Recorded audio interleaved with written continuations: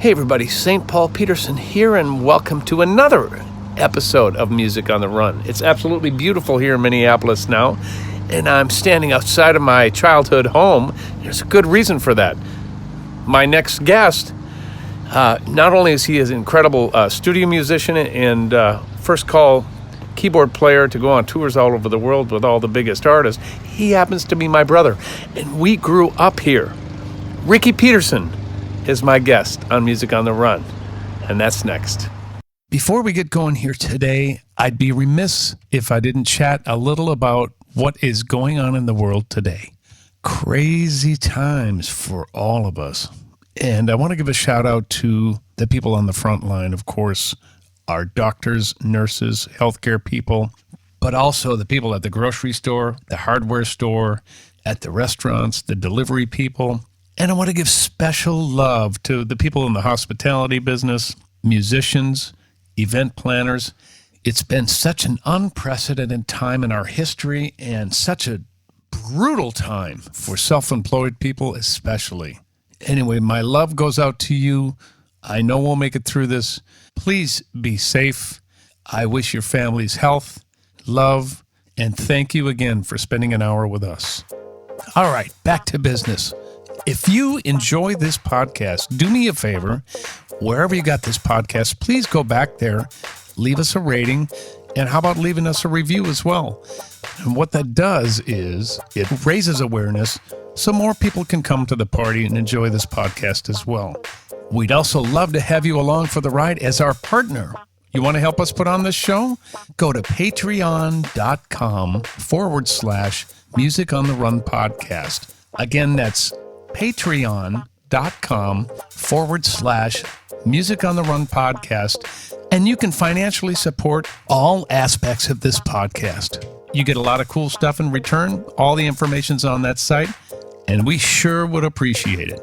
Okay, on to the interview.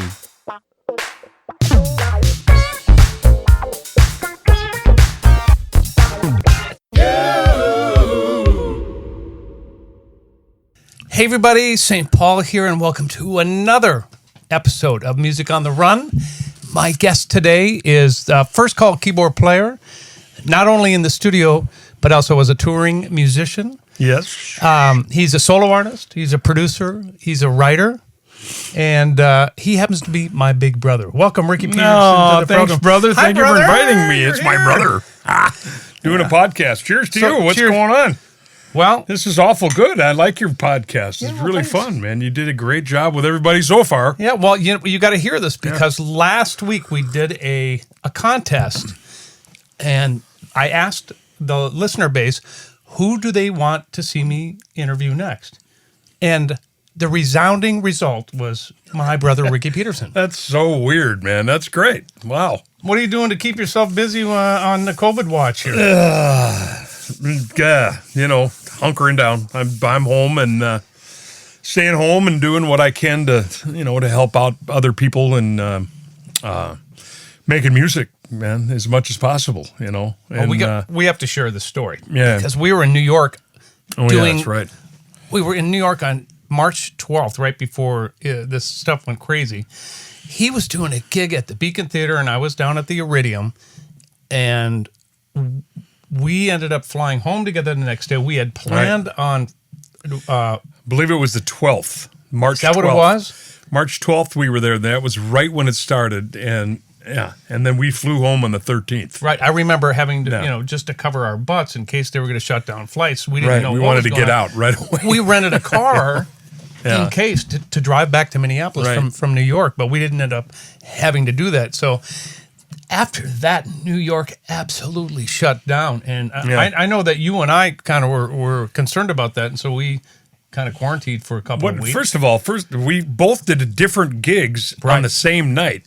Paul played at the Iridium and with the Minneapolis Funk All-Stars, St. Paul and the Minneapolis Funk All-Stars, and I played with the New York Rocks. No, Love Rocks New York, it was called. Eat that mic a little bit more, brother. I'm not getting a good level on you. Okay. Anyways, Love Rocks New York, which is a thank you. I'm the only crew member here today, so I'm running cameras, 1, 2, 3, and I got Pro Tools running in the background. Got my good side on that side. Just so thank you very much. But we want to make sure that we can hear you. So yeah, that's I didn't want to go through an hour and it not be working. So right on. What were you saying? I was saying nothing. Why don't we? I'm sure it was boring. We were in New York together. We played at 2 different places in the same night, and Paul played the Iridium, right, with the St. Paul and the Minneapolis All Stars, yep, Funk All Stars, right, and I played Love Rocks New York at the Beacon Theater, right, and there's so many people were around at that time, and you never know, a few people got ill. Hopefully they didn't get the COVID, but right. But we all kind of survived that and dodged some bullets. So that was pretty amazing to come home and not be sick with anything, man. Because it really hit the fan hard, man. New York was or still is at this point. It's like the thing, epicenter, man. yeah. So, anyways, I'm glad to be here with you, and this is fun, man. So I get my brother. I find my first family member. I get on the show. Final. We will get the rest of the family members on here. I think we should do a whole complete, family thing. Yeah, exactly right. It'd be great. But since you were requested, that's awfully cool. We want to talk to you a little bit about your career, and we want to talk to you about what you just got done doing. Why don't we start there? You just spent 2 years. I did. With Fleetwood Mac. I did. How did that all transpire?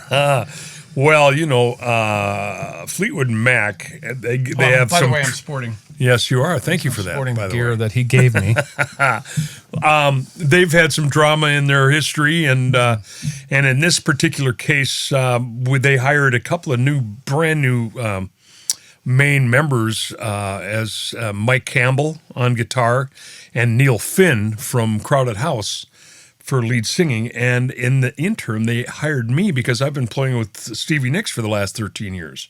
Wow, that's right. And so it just happened that it all kind of coincided together when they were rehearsing and auditioning, I guess. They're auditioning people, and I was there when they were auditioning people. We were all in Hawaii. I'm sorry about that. But. So you were auditioning people in the worst possible Yeah. Anyways, we were there, and I was there, and I happened to be on vacation, so they asked me to come and help, and all the puzzle pieces came together, and I was able to go and be the keyboard player for Fleetwood Mac, man, along with, of course, Christine McVie. Of course. Yeah. So how does that work out? Does she tell you what to play, or is it kind of... How does that all translate? You know what? I sit and listen to what she's playing, first of all. I think that's the biggest thing because she is the keyboard player. She's the main keyboard player that's done all the records and done everything.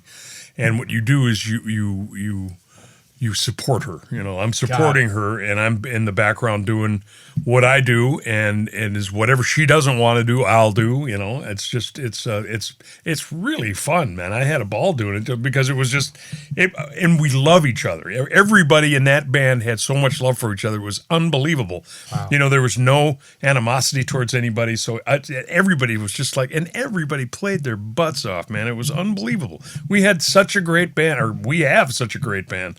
But obviously, it's not happening right now. But hopefully, it'll happen again soon. So every tour is shut down. Everything is shut down.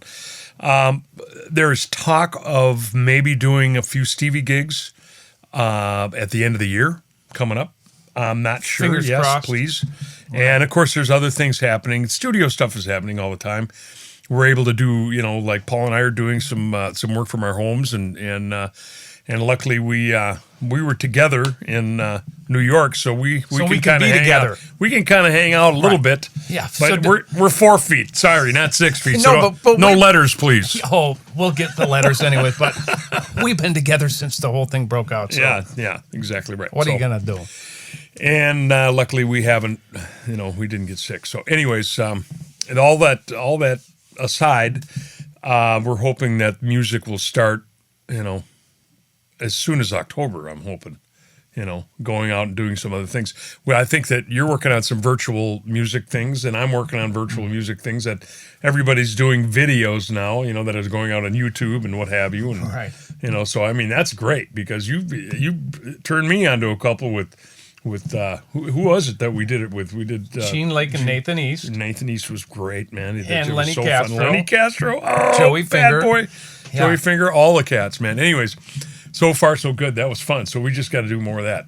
Do you think this is going to be more of a creative period? Do you think that there's going to be a lot of records coming out of this whole, Absolutely. Why not? Why not? You know what's great about it is everybody who's played on everybody's records. I mean, of course we love to make money doing this stuff, but we don't care anymore. I mean, we're just playing on everybody's records because we want to play, and hopefully you miss playing.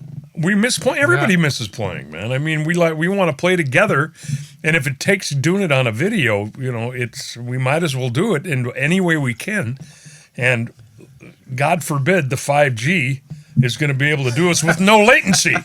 Wouldn't that be nice? Oh my God! You know what I found is really cool about this is that I hate 5G. I hate even the concept of it. But anyways, we aren't going to go there. This is not that kind of podcast. Yeah, anyways, being able to reach out to use it for that, it'd be great. To what? For the speed of course, being able to do stuff at the same time.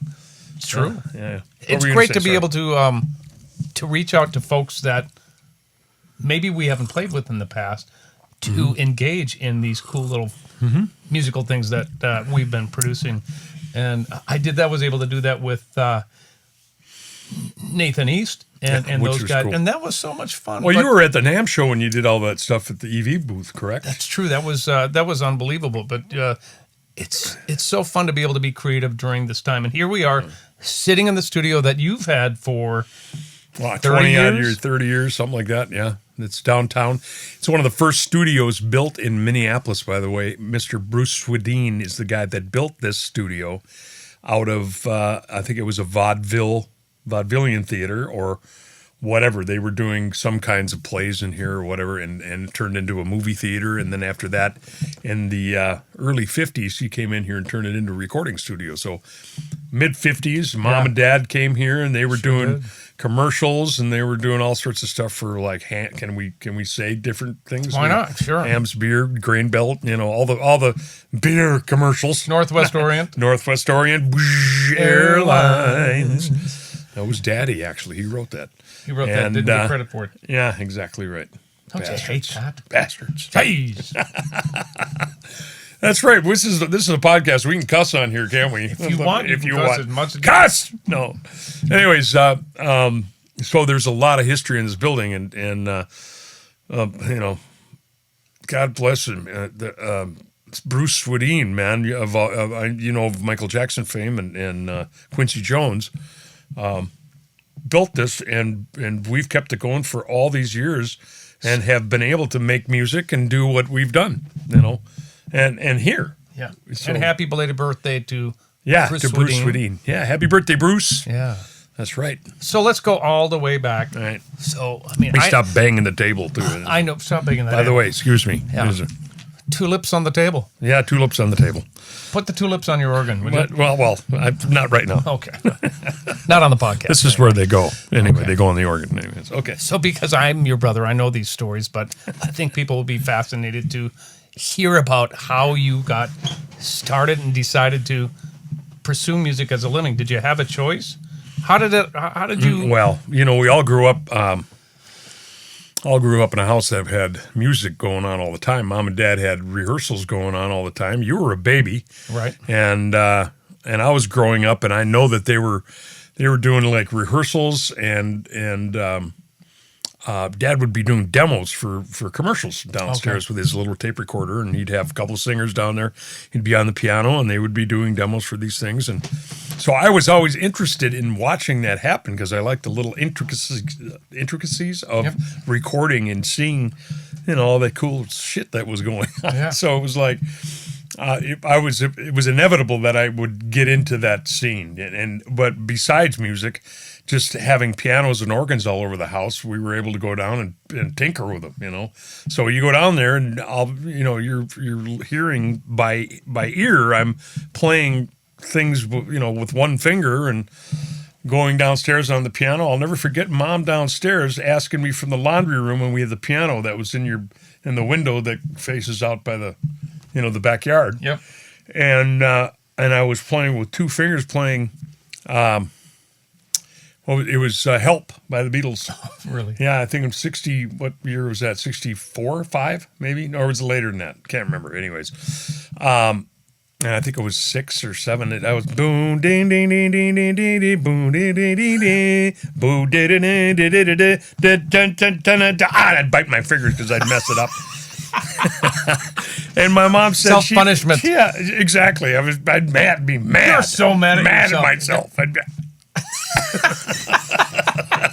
No. True. So she yells from the laundry room and goes, honey, do you want to play piano? And I said, yeah. And she said, do you want to take lessons? And I said, sure. Oh. Yeah. Yeah, there was, and the rest is history. Where did you take lessons? So we went to, we were in Catholic school for 8 years, and I wasn't quite there yet, but as soon as I got in there, we took lessons from the school next door, which is Holy Angels, from the nuns. And the nuns taught us piano. They were great teachers, though, I have to say. A lot of them taught, the ones that taught me theory were wonderful. They taught me so much, and it was very interesting to me to listen to theory and learn and play by ear and be able to learn how to read music. And my main teacher, who was I won't mention her name, but she was a really good teacher, but she was very, very Catholic. Strict? Very strict. She get the ruler out? No rulers, but she would get mad at me because I would be playing, and I didn't really practice the lesson, and I was kind of I was a Heffwolf, I'm saying? She was, yes. And I would get to the lesson and not really know it, and she would get so frustrated. She would get me off the chair and sit down and play it, and it's like this. And I went, oh. You'd memorize it. Memorize it when she was playing it. So I got by with that one. Is that my nose doing that? You skated through that one, didn't you? Well, a little bit. 8 years of classical piano training, and it was to no avail. Really, I think it was a good backbone for you, though. Oh man, are you kidding me? It kept me limber anyway, And the good part about it was learning all the theory and being able to go to the University of Minnesota and doing theory classes and doing theory contests. We go in and have to have contests, and of course back then it was in the 60s and 70s, right? They would sit you down and they would they would play a scale, and you would have to name all the notes, and you'd have to go. It was a test. It was a test, absolutely. Okay. A test. You'd have to name the intervals. You'd have to name the scale, what the name of the scale was, what the chord structure was, that kind of stuff. It was great, man. I mean, it was really a great teaching utensil for me, anyway. Yeah. So I'm thinking about the genres that you've played throughout your career, and I think you've played them all. How does that Jack of all trades? Well, how does that happen? Because I know the family we grew up in was primarily a jazz family, but since we're the youngest set, right, you were hearing a bunch of different things from our brothers and sisters. Right, we grew up with rock and pop music. I mean, that's what we did. My mom and dad, they loved jazz, and they were their pop music was jazz. It was more 40s and 50s, not real straight ahead bebop stuff, but it was more big bandy kind of in that era, and that was their pop music. We grew up with Raindrops Keep Falling on My Head, Well, I did anyway. I'm trying to think of his name. B.J. Thomas. B.J. Thomas, man. Absolutely. Why do I know that? I don't know, because we liked to sing it. I did. Yeah, we liked to sing it. He sang so good. He's soulful, man. He really is soulful good. I dug him. Anyways, that kind of stuff. We grew up with that, and the Monkees and the Beatles, and loved all that music, and helped us learn how to write some pretty cool stuff. I mean, with the two combo of the two, the jazz, and then they got into rock and roll, and there was Emerson, Lake and Palmer, all the keyboard guys that loved playing organs. So I'd be listening to all the guys who had organ people. When does Todd run? Organ people. Organ players. Organ people? You're one of them, by the way. Yeah. Am I? You're an organ I'm an organ person. Organ people. I have organs. So when does Todd Rundgren enter the picture? Well, he was, he did a long, in the 70s. He was there in the 70s. He was the piano player, but he was the songwriter. You loved him. Oh, God, yeah. I loved him. I grew up with him. Right. Soulful boy from Philadelphia, him. And, of course, then finding out later, Daryl Hall and John Oates. He had produced Daryl Hall and John Oates' first record. Right. And, of course, Daryl sounded just like him, I thought, kind of. Right. But they kind of grew up in that same era, that blue-eyed soul thing. So I love that. And of course, I love Stevie Wonder. And then you listen to all this totally I mean, eclectically different stuff, man. Yeah. I mean, I would listen to crazy stuff. I'd go from Led Zeppelin to Emerson, Lake and Palmer to Coltrane. It's like, what? Yeah. It's I don't know. It's like, that's why I'm a mess. No, that's why you know all these things and can say yes to all these gigs. Well, thank you. Yeah, It's I'm true. very, very blessed, man, to be able to do what we're doing and go out and play different kind of music, different genres, and mentioning like David Sanborn and George Benson and people like that who I love playing music with because Right. they, what they've taught me and being able to say that I'd actually played with them and maybe even produced them, It's which unbelievable. is a pretty cool thing. Yeah. Talk a little bit about Rocking Horse. Rocking Horse was the first big rock band that I was in. That was the first rock band that we had when I was in mid-high school, probably 10th, 11th, and 12th grade. Yeah, that would be high school. Yep. And it was a great band with bombs and smoke and all sorts of stuff, man. Really? But we were doing all the Yes, ELP. We were doing Yours Is No Disgrace. You guys remember that song? That was, I don't know if you would know that. I don't know that That's one, a great big, I think it was a whole side of a record, man, that Yes did. That was great. Huh. What do we call those? That would be a musical term. Come on. We can pull it out of our butt. I don't know what it is. Anyway, I don't either. that's how smart we are today. It goes in spurts, We can be smart for a minute, and then it goes. Then she's gone. And then it goes away really quick. It was gone. Terribly quick, yeah. Anyways, that's what we played in that band, and we had the best time. Of course, we were growing up. We were teenagers, bad boys. We'd be running around, and we had our own bus. And, of course, I had to drive it. Did you? Well, yes. All right. Not good. Oh, Not boy. good. But I drove it really well. That's what made me such a professional, brother. I was. Is that right? Yes, absolutely. They would have me driving Training the bus grounds. because, yes, that was training ground for me. Got it. And we would play, it's just the 5-state area. We would do gigs. And that was really a good learning experience for me to find out really what was going on as far as like. And this is when I borrowed Mom's organ. She had an M3, a Hammond M3, which is a little spinet. Funky ass organ. Oh, yeah. And I would take that. I mean, in the beginning, I would take it without her knowing. Sorry, I thought, Oh, yeah. well, but she'd be gigging, so I'd leave for the day, and I don't know if she'd even come home and walk by it and go upstairs and not even notice that it was gone. I don't know. But anyways, She knew. Of course she did. And for that matter, a great story about Mom in that era was when we first got a synthesizer. Our family got a synthesizer. I told her You about got it. I got her Because to you buy loved it. us. I loved it so much, and I told her, Mom, this is such a great instrument that What is it? What it was a mini it? Moog. Okay. It was a mini Moog. Yeah. It was the serial number was 2000 at the time. That was Wow. that was like one of the first ones made, the first one in Minneapolis anyway that anybody owned. And my mom bought it. Thank you, Mom. Thank you, Mom. Thank you, Mom. And I was sat there and I've learned that thing, man, and we had the best time with it anyways. So needless to say, that was all the Emerson, Lake and Palmer and the Yes and the, all the different rock bands that had keyboard players in it that had played synthesizers and that stuff. So that was Rocking Horse, and then it just moved on. You started playing organ at that early age, so you've I been did. I playing organ loved your, it. Yeah. your entire I life. just loved it, man. But it was rock organ because Yeah.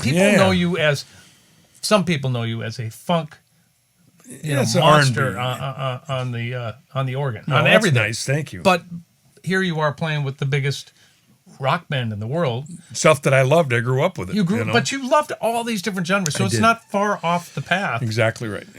And I enjoyed listening to all of it, man. I really did. It wasn't like, of course you grow up and you can be a kind of a bastard and be like poo-pooing stuff all the time and going, that stuff sucks. And then, but if you hang around people Right. like that, then you're going to be like that. So you try to listen to everything and get it in your brain and go, well, okay, I see the love in it. You know what I mean? Right. So, and it takes a lifetime to get to that point where you can actually sit and listen to everything, find the love. You know what I mean? Right. No, it's true. It You got to is make true. that your own Yeah. because you've got so many different influences coming in, whether it's Jimmy Exactly. Smith or Yeah, guys from which I or love, of course. Keith Emerson or whatever. Oh, but God, you isn't made that it funny, your own, man? and that's why you're a first call keyboard player in the thank you, studio and brother. on the road. So you just didn't wake up one day and touring with all these rock stars. You paid your dues. Tell me a little bit about some of the bands that you played with early on. Growing up, after the Rocking Horse debut and the end of that, kind of towards the end of high school, I got into starting to play more of the poppy R&B funk kind of stuff, and we had a band called Emerald. Okay. With Patty, our sister, and with a great bunch of guys. They're all older than me. You know, they were in their 20s, and I was still a young kid at the time. But that was another learning experience for me. And we did that through, I don't know, 3 or 4 years. And then after that, I found a band called, what was it? Shortcake with Sparky Bement and, There you go. John Finger and Dan Fashing and all these just great musicians. And that went on, and we were doing Steely Dan and, you know, all the little more difficult songs and that kind of thing. And then that went on to another R&B band called Good Vibrations with Rocky Robbins and Oh man, Josh Weaver on bass. Josh Weaver on bass, and we went on, just kind of kept going and this is where I was introduced to some people.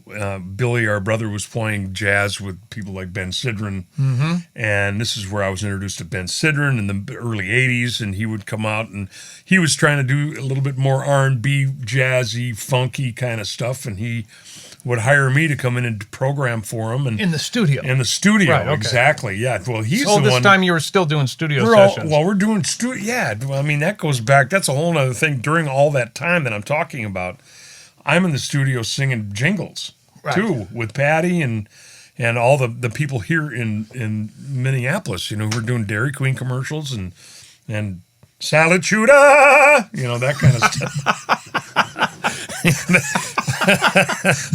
All the good ones, you know. Anyways, Salituda. It's like if I was the king of the forest. That's my okay. Anyways, so you're session boy during day and going and playing at night and yes, it Class Action too. Class Action, absolutely. It's the same genre of music, and that was during the disco times. And then Class Action went away, and then we started a band with Doug Maynard. They were already he had already had a band, and then I would play with his band that turned into the TC Jammers, and then it went on from that. But now back to Ben Sidran, he's the one that would come out and see us play, and he loved watching us, and he was fascinated by the grooves and all that stuff. So that's why he came in and got us to come in and start playing grooves for him, because he wanted to go that route. And now at that time, he introduced me to Tommy LaPuma. And Tommy LaPuma, who is, of course, the jazz virtuoso producer, who did George Benson's first big record. He did Barbra Streisand's record. Right. He did Diana Krall. Just all sorts of people. But the nicest guy in the world. The poor guy had to come and to meet me. Ben brought him to meet me, which was hilarious because my brother Billy and I lived in a place we called the Portland Arms. Oh yeah. So the Portland Arms is right down here in Minneapolis, South Minneapolis, and the place was not beautiful. It was funky. It was It's super funky. I think I had Fred the mouse living in my mattress. You had neighbors, and they were mice. But this was the only place that you would walk into that was so ghetto. But it was a triplex, Right. and Dudley owned it. Right. And anyways. So Portland Arms was a place in South Minneapolis that was pretty funky, but it was the only place that we had. Billy and I lived there with a couple other people. It was a triplex. There were different apartments in there, but we were the only guys who had kind of a ghetto house that had the front porch was completely broken. Yeah. And you could easily fall down before you get into our door. Right. But you open our door and there's a beautiful, lovely C7 grand Yamaha piano with a B3 in the corner, a set of drums, great amplifiers, bought 8 basses, a huge television set. I mean, this is after we had made some money and did pretty good, in, doing commercials and stuff. Right. And a Corvette out front. So Ben brought Tommy to the Portland Arms. Portland Arms, and this is what Tommy LaPuma walked up and he went.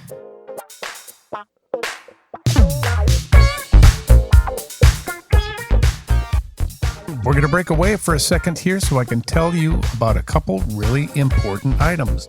Number one, we have a brand new highlights page on YouTube. We want you to check it out. It's especially made by our intern, Jake Miller, for people who don't have quite enough time to sit through the entire video podcast. It's a great way to catch up on some great tidbits of information from all of our guests. You're going to have to search for it, I'm afraid, just simply because we need more subscribers on there in order for us to get a custom URL. But it's Music on the Run Highlights. You know what else is on there, you guys? A brand new feature that we've been doing strictly on Fridays. It's called Funk Friday. Got to have a little funk for your weekend. We feature great musicians, some former guests, some future guests, and it's a little 1 to 2 minute vignette of us jamming and funking out. And it's a great way to kick off your weekend. It's called Funk Fridays, every Friday. Check it out. It's on the Music on the Run highlights reel, and of course, you'll find it on Facebook and Instagram as well. All right, let's get back to the interview. What Tommy LaPuma walked up and he went, "What the hell are you bringing me to, man?" He said, "Ben, what is this?" He said, "This is where the guys live." And here he opens that front. And poor Tommy he had a bad leg, so it was scary for him to kind of walk towards our front door because the whole porch it was booby trapped. Yeah, it was kind of booby trapped. The whole it was thing bad. was. He I could have remember gone right through the floor, and we wouldn't have known it. He was a little man. Anyways, where's Tommy? I don't know. Just disappeared. So I opened the front door, and Tommy just went. He had this one little gesture that he would always do. Yeah. And he just walked in and was so elated, and we sat and we played music and we had a ball. And from then on, we became very, very good friends. And the whole point was that Ben wanted to produce a record for me with Tommy's blessing, and we ended up doing one for Warner Brothers in 1989. And Ben was a part of that, a huge part of me introducing me to all these great musicians, because of that scene, because of Tommy LaPuma. It was Tommy and Ben who introduced me to Sanborn, and then it went on. It just kind of domino effect, Ben told me a story when I interviewed him for the podcast that he went and interviewed Miles Davis with Tommy, and after that interview, they stopped by Pat Raines' house. Right. Pat Raines said he was looking for a keyboard player for David Sanborn. Exactly right. And Ben said, "I've got your guy." Yeah. What year is that? 83 and a half, or 84, maybe, the beginning of 1984. And you were in Samoa at this time, right? I think it was Samoa. Okay. Yes, very good. You got the call from New York. Was it Samoa or was it TC Jammers? I can't remember. I think Samoa, because Samoa. I was subbing for you and coming in. I was probably playing in Samoa at that time when I was in high school with you. I thought it was anyways, doesn't matter. Samoa probably was, because that was over at Felty's. Yep. Yes. And what was going to be your question, so I can go on from there? So that was 83 and a half. Yeah, 84. And you got the call. Did you have to audition? I did. For Sidran? I'm sorry, for Sanborn? Sanborn called me after that, and he said, "Can you put a band together for me?" And it kind of was my audition anyway. And he wanted me to put a band together, and I put a band together in Minnesota and made a demo tape of one of his songs. And we did it at Metro Studios, and it was Gordon, me, Billy. I had Billy on bass, and then I think I had Billy, our brother. Yeah, Billy, our brother. And did you play bass on it too? I think so. I can't remember. I think you might have done a pass on it. Okay. Anyways, and I think Kenny Holman was playing saxophone, playing alto. And we was that one? Run for Cover? Is that what that was? I think so. Yeah. Anyways, we did that song and sent it to him, and of course, he loved what I was doing, so that was kind of my audition for that scene. Right. And he brought me out to New York and he said, okay, well, thanks for doing that. Right. He did. He thought it was great, and everybody played their butt off. They could have done that gig in a heartbeat, and but he wanted a little bit more close to his home in New York. So we ended up having auditions for other players in New York, and we did that. And it was Hiram Bullock was kind of spearheading that one, at that time, and Hiram was good, the guitar player. Why? David wanted me to try to put a band together here in Minnesota. He just wanted to see what I could do. So I think it was my audition. So, and that's how that became. And then I was with David for 30 years after that. And when Hiram left, I became the musical director for him. So, Right. Or helpful anyway in musical directing. But while you're doing all this stuff on the road, you made this record for Warner's. That was a huge success in the jazz / R&B It was called adult contemporary at the time, Right. And then it turned into a smooth jazz effect. And shortly after that, there was no smooth jazz, and it was kind of adult contemporary. I think it was called. And so I was juggling, and then Ben introduced us to Steve Miller. Right. Talk about juggling, man! It was like really Sanborn, your own solo career, Steve Miller Band, and you did a record with Steve. And at the time, I was at Paisley Park with Prince, too. I was juggling all four of these things. Yeah. Time out. That's a whole nother story. You have to go back to one thing, because I think you omitted one A pretty crucial important one. thing. Yeah, about 1979, you get a phone call to join a certain band. Tell me about that. Oh, boy, yeah. See, we forgot about that one. Well, that's 1979. Prince. I was in the band with. Doug Can I do Maynard. one thing here? Yeah. I'm gonna little brother myself here. There we go. Okay, my chair was higher than Ricky's. That's okay. I had to come down to I got the Grandpa Geese chair, so I can be comfortable. Okay, so Prince called you. Well, what happened is that I had been rehearsing. He'd had rehearsals in the house that they had in Edina. And he also had a little rehearsal hall that was called Dell's Tire Mart. Okay. And that was on Seven Corners in St. Paul and the kind of the border of St. Paul and Minneapolis. Anyways, I would go with Jimmy Bowman over to the house in Edina and jam with Prince. And he knew him. He was hanging with these guys at this time. And Jimmy and I were friends for years since we were kids. And so I'd be in the basement and we'd be playing. We had a ball. We had fun. Prince never really thought anything of it, but he really had fun. I got smiles from him when I was playing with him and was jamming. I'd go in there and jam with him, and that was the size of it. Not thinking anything about it. We were probably trying to look for some other extracurricular things to do, and of course that household never had it. But anyways, we would go down there and have fun, have a few beers, and play. And one day, this is after about 2 or 3 times, they brought me upstairs. He and Owen Husney was his manager at the time. Right. And those guys brought me into the living room, and they asked me if I'd be interested in playing with the band, which would be the Revolution, I would think, at that time. Yeah. Or beginning of it anyway. Right, the beginnings of it. I don't think he actually called it anything. No, like he didn't that. really have it, but I think it was the beginnings of Revolution. Absolutely right.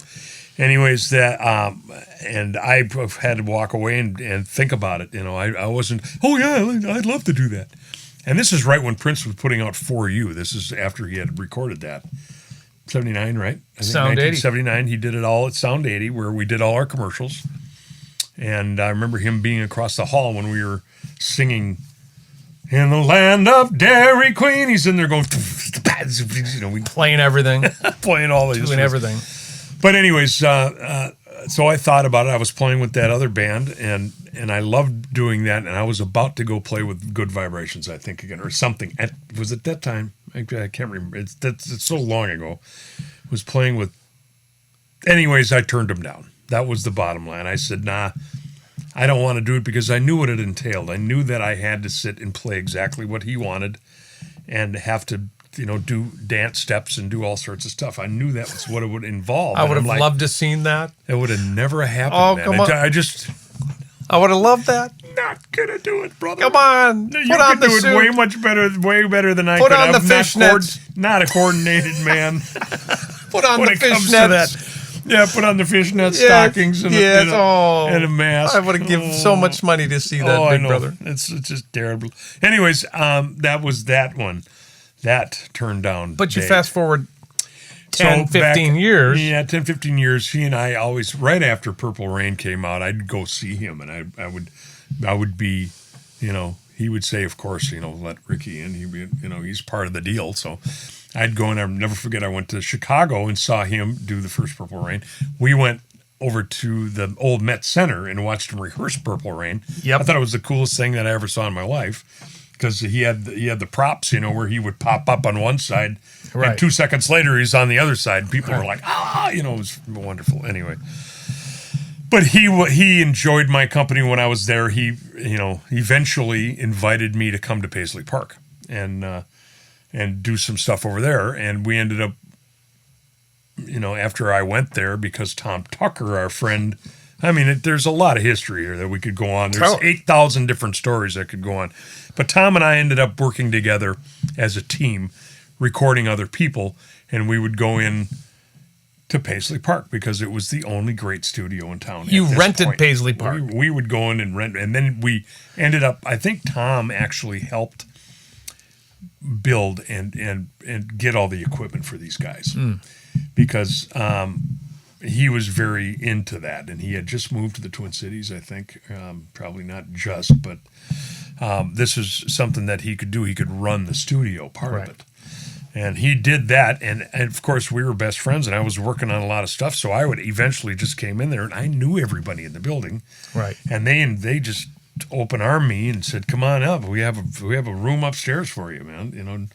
So I had a room at Paisley Park from 1990 through 98 or something like that, right? Something like that. Yeah. I can't remember the real dates, you guys, but something like that. I think you were out of there. I say we because I've moved in with you. He said, little brother, why don't you come and hang out with me? Yeah. So that's how I went back in to Paisley, was because of his relationship with Prince. But you were, long story short, he made you a staff producer at Paisley Park, did he not? He did. He threw me a couple of bones, man, is what he did, because I was in there with David Z for years. David Z is another person that I hung out with for many, many years and did a lot of great music with. And that, of course, is Bobby Z's brother, who was the drummer with The Revolution. Right. And so David and I did a lot of productions together, including The Jets. That was Fine Young Cannibals. Fine Young Cannibals. And we did Colin Young, a bunch of different cool things. And he knew that I was in there, and I was working. I was working every other studio and doing that, and then juggling, playing with you, playing with Sanborn, and then playing Steve with Miller Band. Miller Band. Yeah. And my career and going to Japan with Ben and doing that stuff, and Sadao Watanabe. And anyways, it was a wonderful time for me. Hectic as hell, is obviously. You were busy. You were working. It was great, and what a wonderful experience for me to be able to do that and then share it with Paul. Paul came in, and this is after Paul had his little maybe a spat, as we would call it. Go listen to episode 1 if you want to know what he's talking about. Yeah, the family and Prince, and Paul had his own career at the time, but I wasn't very welcome in the Paisley Park, so I kind of snuck him in a few times just to play on some of the tracks that I was doing for Prince. He sure did. So I was producing. When I said he threw me a bone, he would throw me a bone. Like the first bone he threw was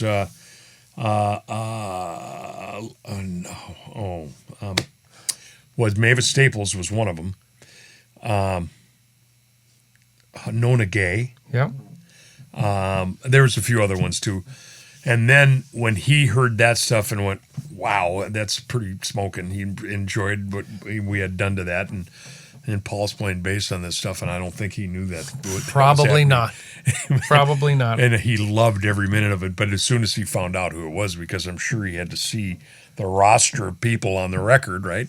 He didn't kick me out. He let me stay. No That was way. nice of you to let me come and hang out with Well, your of brother. course. Anyways, we had to get that aired out anyway. So that ended up doing... he handed me a cassette tape of The Most Beautiful Girl in the World, and it had some garbled keyboards on it, and it had his guitar part and all his vocals, and it was like, I couldn't decipher really what it was. But I asked one of the engineers, one of the techs, they said, and Tom Tucker, I said, do you guys really think this is a hit? And they said, it's a smash, trust us. And I'm like, okay.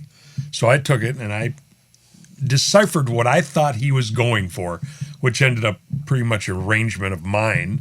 Yeah. That ended up being The Most Beautiful Girl in the World, which was his last #1 hit.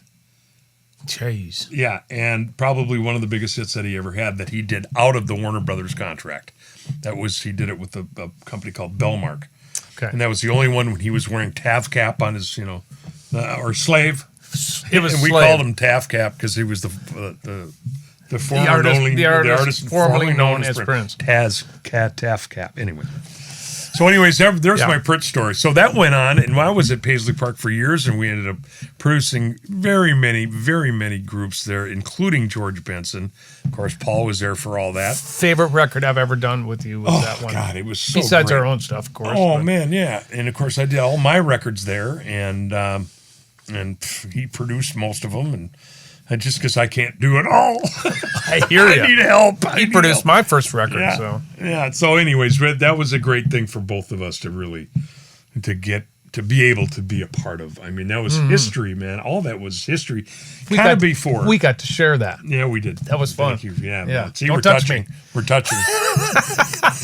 Don't touch me, brother. Stop touching me. So Anyways. you left in 1996. Yeah, I left in 1996, and of course I was still with David Sanborn at the time. Some other opportunities came up during the 2000s. You're going to have to help me, but I know I came up in Boss Skaggs. Got a lot of different little things like that, and they weren't long runs. I did John Mayer for a year. I did the Continuum record with him. Talk to me about Bonnie Raitt. And That's then what I wanna Bonnie hear Raitt about. after that fact. And Yeah. Bonnie Raitt was one of my favorite artists that I've ever worked with because she's the sweetest thing in the world, and her brother was one of my dearest friends in the world. Who lived here in Minneapolis and who was a sound man. He was Steve the sound Raitt. man. Yeah, Steve Raitt was one of our dearest friends, best buddy. I mean, Yeah. he lived on the lake, and that's how I met Bonnie, and we had the band, the TC Jammers, that we mentioned before, was one of her mainstays. When she would come to town, she would use that band as her, as her backup band for her to do a solo gig. So that's how I got to know her. And then Steve succumbed to a brain injury, or a brain tumor, and but lived for 8 years, and we became very close. Steve and I did, and then Bonnie and I became very close because of that. And so I ended up kind of helping her along and trying to be as helpful as I could and playing in her band. Well, thank you very much, Bonnie. The year Steve passed, you played with Bonnie and kind of held her up. I kind of held her up. As much as I could. Everybody was holding her up, but I played with her before that, though. I mean, I was in the band before that all happened. I can't keep it all straight. I remember he was there when he kind of went down, and I was still rehearsing. I was rehearsing with her, and I remember, so I was with her for about 3 years before he passed. Anyways, that was a wonderful experience for me because she's one of my favorite singers on the planet, and songwriters, and just overall person in general, just wonderful. And then it goes on to Stevie Nicks, who was another. Tell me how you got that gig. After I was done with John Mayer, I was with our friend Lenny Castro, and Lenny Castro had done a few cameo appearances with John, and I was in the band for that year after we had done the record with Steve Jordan and Pino Palladino and a few other wonderful musicians. We went on tour for that whole year of that record, a year and a half or something like that. And after that year and a half was done, I had left and gone and said, well, I asked Lanny, I said, what are you going to do? Because he knew we were kind of going to be done with that scene. John kind of goes through bands like he goes through underwear. Hairstyles. Yeah, hairstyles. Underwear, whatever. I should talk. Anyways, loved doing that gig, by the way. It was a really good one. But he said, I think I'm going to go play some rock and roll with Stevie Nicks. And I said, really? And he said, wow, Stevie Nicks. Wow, that's a trip. Do they need a keyboard player? And he went, I think they do. Really? I went, I don't know this story. This is great. Yeah, absolutely, the story, man. I said, wow. Really? And I said, I'd be happy to do. Can you tell her that I'm interested? And he did. And unbeknownst to me, I didn't know this, but I found out that my old pal from New York, Waddy Wachtel, is playing guitar with her as the musical director of the band. And an old friend of mine, besides Lenny, was Carlos Rios, who played with. He played with everybody. Me, played with everybody. But he did Brother to Brother. He did Gino Vanelli. He did Gino Vanelli's record, which was wonderful. Anyways, so these guys are in the band, and excuse me, who is it? Waddy calls me up and says, you got to come if you're really interested. They were going, really, you're interested in doing this because they think I'm a jazzer. It's like, no, yeah, I'm a rock guy first. And I said, of course. And he said, well, you got to come and audition. I said, I'd be happy to audition, man. I'm happy to do it. I think it'd be so fun, man. Right. Yeah. And of course, lucky for me, we were old friends, but I was there and I auditioned and I was there with a bunch of other keyboard players, and I just happened to be the guy who got the job. So we became a one big happy family. Been there for 13 years, and of course off and on with Sanborn during this time also. Right. And different bands and different things with you, doing a lot of stuff with you and the Peterson brothers, and doing other records, and so it's all been just a blessing, man. And I'm just happy that we're doing this together. I think I'm going to cough. But go ahead. I'm going to cough because I choked on this. Did you? A little bit. Don't choke on the water. Anyways, no. Choke on the water. Thank you. Oh, no, I'm coughing in this face. Right. Carvid. What do they call it? I don't know. COVID. COVID carver. So you're a road dog. You've been on the road. I have 100% of your life. Since this is Music on the Run. Yes, it is Music on the Run. And we talk a little bit about... We're talking a lot is what we're doing. Well, I love it. This is great. It reminds me of the day I was... Yeah. You have to tell this story. I'm telling you, the fans wanted to hear about you. Oh, so that's why we're... cool, man. I'm happy to do it. We have to share how you survive... I survived, period. No, how you... Yeah, that's the first question. Yeah. How do you survive on the road... because you're there all the time. You've been married for 32 years to Luann. Yep. Yeah. How does somebody do that when they're on the road all the time? And how carefully. How do you take care of yourself? You do it carefully, man. Well, back in the early days, you didn't really take care of yourself because we were infallible. We were young. Yeah. Yep. Young, I get it. And we abused ourselves as much as possible. And, That's exactly what Lenny Castro said. Yeah, he said, and we came back and could come back in a day and be ready to go and do it again. Right. So what happens is the older you get, your body can't take that anymore. So I was lucky enough to not go down the dark path. So right. And I saw a lot of people go away and do that and leave the planet, which is not fun for me. So I chose not to do that. And especially in the last the last 15 years, I've learned to pace myself on the road. When you're working, you go out. I have my routine down where you get up and you go to the gym.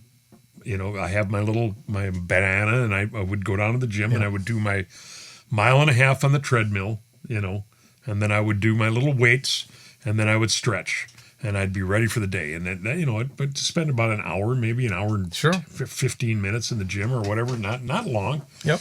But then we'd end up going strolling. You know, I'd take one of the guys, you know, we always loved walking, and wherever place that we're at, I would go walk. We'd walk for 3-4 miles. In whatever city we're in, we would walk and stroll. Nikki and I, forget it. That's all we did. Stroll, and then go have lunch, you know. Right. And then if it was a day off, then we'd start drinking. You know. So, and that's how they survive on the road on Music on the Run. That's exactly right. But you know what? You just got to pace yourself, and that's the bottom line, because my body couldn't take it anymore. It's just like there's no recovery. You know, if you're gonna do what we used to do, there's no way you could have and maintain a gig. You know, things change the older you get, doesn't it? Oh man, you know, and I like the way we are now, because it's you know, we, like Billy, our brother, says, we got 5 minutes left, man. You know. True. At the age I'm in, and right now we have no idea how much time we got left with this crap that's going on, you know. So I'm happy to do it, and I'm happy to be here playing music for everybody. And cheers to you, brother. Thank you for inviting me.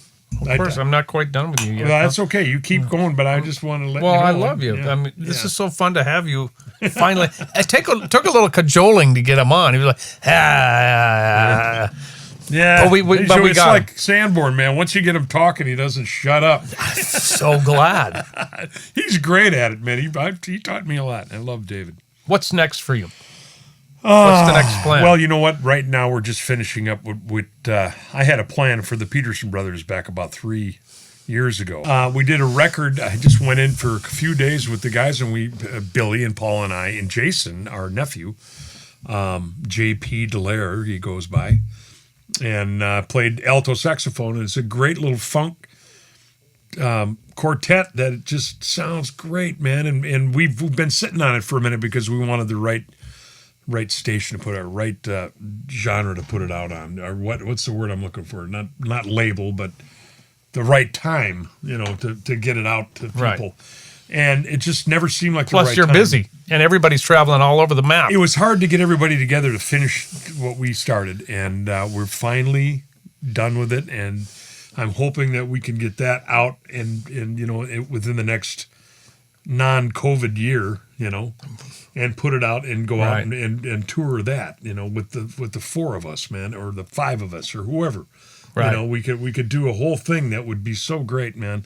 But that's what's in my future. And what about a solo record? Come on. You know, I'm always putzing around with it. I'm putzing. I got some things in the basket, man, but nothing concrete yet. Okay. You know? So, brother, thank you so much. Yeah, of course, man. Are you kidding me? This is great. I I hope you edit the shit out of this. No, we're going to leave it all fly. Well, everybody, I love Ricky Peterson on Music on the Run. Thank you for joining us. We love you. We'll see you next time. Music on the Run was hosted by yours truly, St. Paul Peterson. Recorded and produced by Davide Raso. Video editing by Ivan Sevastyanov. A very special thanks to the patrons who financially support this podcast. And remember, Rick is my brother and a fat too.